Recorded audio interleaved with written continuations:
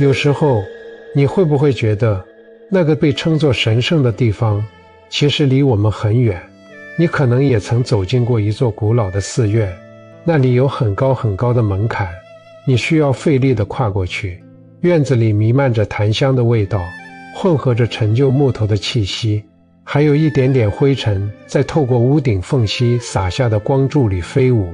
你看着那些高大的镀金的塑像，它们低眉顺眼，嘴角含着一种你看不懂的微笑，周围的人都在跪拜，我也曾是其中的一员。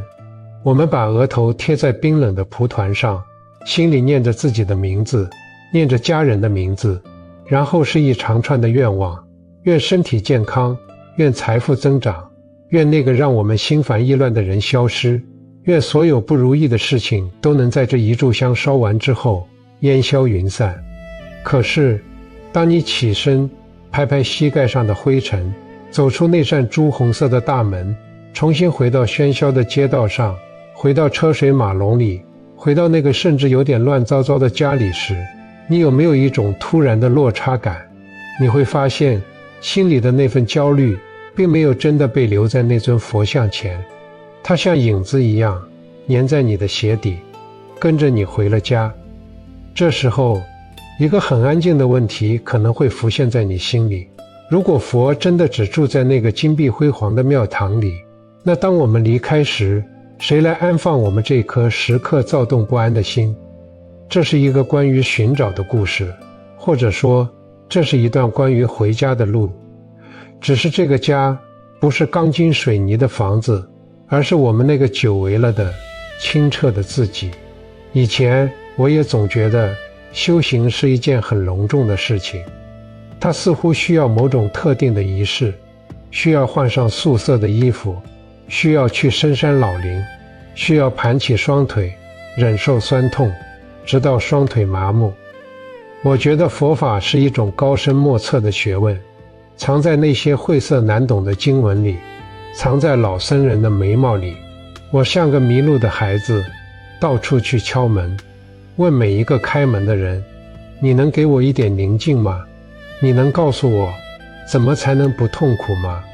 我遇到过很多人，有人告诉我你要多磕头，头磕破了业障就消了。有人告诉我你要供养，钱花出去了福报就来了。我试过带着一种近乎交易的心态，我在心里跟那个看不见的存在讨价还价。你看我都这么虔诚了，我都走了这么远的路了，你是不是该给我一点奖赏？但这真的是信仰吗？还是说这只是把世俗里的那一套人情世故搬到了神灵面前？直到有一天我在读一本书的时候看到一句话，大意是说佛陀从未要求我们对他顶礼膜拜，他只是一个醒来的人。他指着月亮告诉我们月亮在哪里，但我们不能只盯着他的手指看，我们要自己去看月亮。那一刻像是有风吹进了闷热的房间，我开始意识到也许我们一直都弄错了方向，我们一直在向外抓取，像一个溺水的人拼命想抓住一根稻草，却忘了自己其实会游泳，忘了水本身就有浮力。所谓的佛，它不是一尊像，不是一个高高在上的审判者，它甚至不是一个名词，它是一种状态，一种觉知，一种醒着的品质。你想想看，当你清晨醒来，窗外的鸟鸣声传进你的耳朵，你听得清清楚楚，没有评判那是好听还是难听，仅仅是听见，那一刻的清澈就是佛性。当你走在路上，看到一片落叶盘旋着落下，你心里没有悲伤，也没有欢喜，只是看见了落下这个动作，那一刻的如实关照就是佛性。佛在心，不在庙。这句话说起来只有6个字，但要真的体会它，可能需要我们走过万水千山。我们常常把庙理解为一个物理空间，但其实庙也可以是我们心里的某种执着。我们执着于某种形式，执着于某种教条，执着于我是个修行人这种身份，这也是一种庙，一座无形的困住我们的庙。我有个朋友吃素吃了很多年，这本是一件很好的事，是出于对生命的温柔。但有一次聚餐，服务员不小心在他的菜里放了一点点葱花，他大发雷霆，指责服务员毁了他的清净，甚至觉得这一顿饭吃下去，自己多年的修行就毁于一旦。那一刻，我看着他愤怒的脸，突然觉得他虽然吃的是素，但他的心在那一刻却充满了腥气，那种愤怒，那种对他人的苛责，那种对自己亲近形象的执着，比那一丁点葱花要浑浊得多。这就让我思考，我们修行的初衷到底是什么？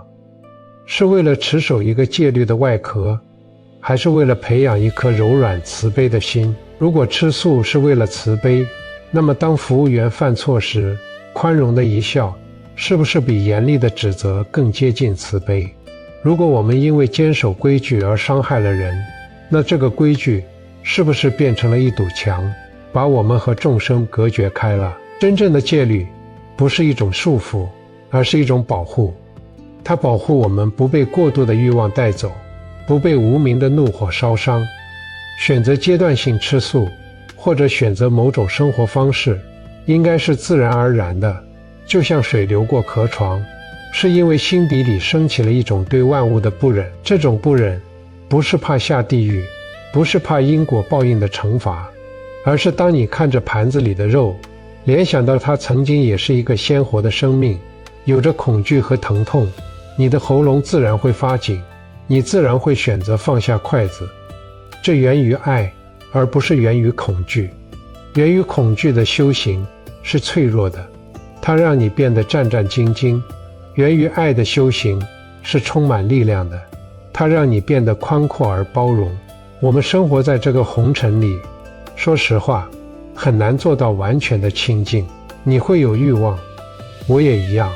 我们会羡慕别人的大房子，会嫉妒同事的升职，会在深夜里为了银行卡上的数字而辗转反侧。这并不丢人，这是人性的一部分。以前我觉得这些念头是肮脏的，是修行的障碍。一旦心里升起贪婪或愤怒，我就拼命压抑，告诉自己不可以，这不符合修行的标准。我试图把这些念头从脑海里赶出去，像赶走苍蝇一样，但越赶它们越多，越压抑，反弹得越厉害。后来我才明白，所谓的六道轮回、地狱天堂，并不一定要等到死后才去验证，它们就在我们的每一次呼吸之间，就在我们的每一个起心动念里。当你被嫉妒之火焚烧，恨不得对方消失的时候，那一刻你的心就在地狱，不需要油锅刀山，那种煎熬本身就是地狱。当你因为得到了一点小利益而沾沾自喜，目中无人的时候，那一刻你就是阿修罗，傲慢而好斗。当你欲求不满，想要更多更多，永远填不满心里的那个洞时，那一刻你就是恶鬼。这些境界我们在一天之内可能就要轮转好几回，而佛法教给我们的智慧，不是让我们变成一潭死水，没有情绪，没有欲望，那是石头，不是人。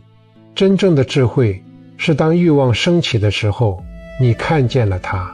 你像一个站在岸边的人，看着河水里飘过一根木头，那个木头就是你的欲望。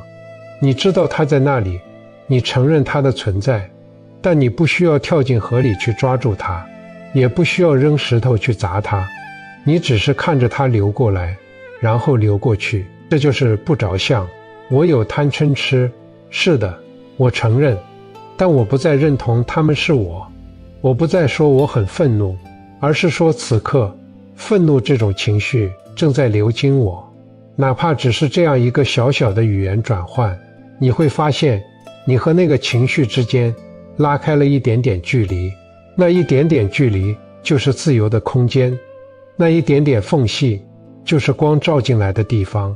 在这个缝隙里，你会发现一种微妙的平衡。我们不再执着于一定要成为一个完美的人。天地不仁，以万物为刍狗。这句话听起来很冷酷，其实它也是一种最大的慈悲。天地看待万物，就像看待草扎的狗一样，没有偏爱，也没有厌恶。雨水降下来，既滋润鲜花，也滋润杂草；阳光洒下来，既照耀好人，也照耀坏人。当我们能试着像天地一样去接纳自己内在的万物，接纳我们的勇敢，也接纳我们的懦弱，接纳我们的慷慨，也接纳我们的自私，我们才算真正开始了修行。这种接纳不是放纵，不是说反正我有贪嗔痴，我就随他去吧，而是一种深沉的理解。因为理解了自己，所以我们也能理解别人。当你看到别人发火、贪婪、愚痴的时候，你不会再高高在上的批判，你会心生悲悯，因为你知道那种滋味不好受，因为你知道那个陷阱你也掉进去过。这就是从小我走向大我的过程。我们不再向佛祈求庇佑，祈求生活一帆风顺，因为我们开始明白，种子法则和因果是宇宙间最公平的账本，种瓜得瓜，种豆得豆。这不是迷信，这是最朴素的科学。你给出去什么，就会回来什么。你对着山谷喊我恨你，回声也会是我恨你。你喊我爱你，回声就是我爱你。如果你想要生命中多一些温暖，那就先去温暖别人。如果你想要被人理解，那就先去倾听别人。我们不求佛把我们路上的石头搬走，我们求的是，当遇到石头时，我们能有一双结实的鞋子，或者有一颗即使摔倒了也能笑着爬起来的心。这种力量叫做本自具足。你说我们要皈依什么？我不皈依某个特定的教门，不皈依某个具体的人，我皈依那个觉知的特质，那个能听、能看、能感受的觉性。我皈依自然的法则，那个春夏秋冬、生老病死的规律。我皈依内心的纯净，那个在所有情绪风暴平息之后依然存在的宁静背景。这就好像波浪可以是高的，可以是低的，可以是浑浊的，可以是清澈的，但湿性是水的本质，它从未改变。我们就是那个水。生活就是一场盛大的修行道场，你的办公室就是你的禅堂，你的家庭就是你的考场。你遇到的每一个难缠的客户，每一个让你头疼的问题，都是来度你的菩萨。不要把修行从生活里剥离出去，不要说等我忙完这段时间我就去好好修行。你忙碌的这段时间正是修行最好的时候。你在洗碗的时候感受水流过指尖的温度，那就是禅。你在等红绿灯的时候看着秒数倒数，不急不躁，那就是定。你在被误解的时候深吸一口气，选择不解释、不攻击，那就是慧。佛在心头坐。当你向内看的时候，你会发现所有的答案其实早就写在你的出厂设置里了。我们不需要去远方寻找奇迹，最大的奇迹就是你能带着这颗有些破损、有些疲惫但依然跳动的心，在这个不完美的世界里清醒地活着。不必外求，只需内观。这不需要你变得与众不同，不需要你满口禅机，你依然是你。穿普通的衣服，吃家常的饭菜，在这个城市里为了生活奔波，但你的眼神变了，变得深邃而安定。你的步伐变了，变得从容而踏实。你开始懂得万物皆是镜子，你看见的佛其实就是那个慈悲的你自己。最后我想请你闭上眼睛，哪怕只是1秒钟，听听你的呼吸，吸气呼气。在这个简单的动作里，没有什么过去，也没有什么未来，只有现在。而佛就在这个现在里，就像一阵风吹过林梢，叶子动了，风又走了，什么都没留下，又好像什么都拥有了。愿你在这个喧嚣的人世间也能找到那阵属于你的风。订阅我的频道，一步见山，见自己。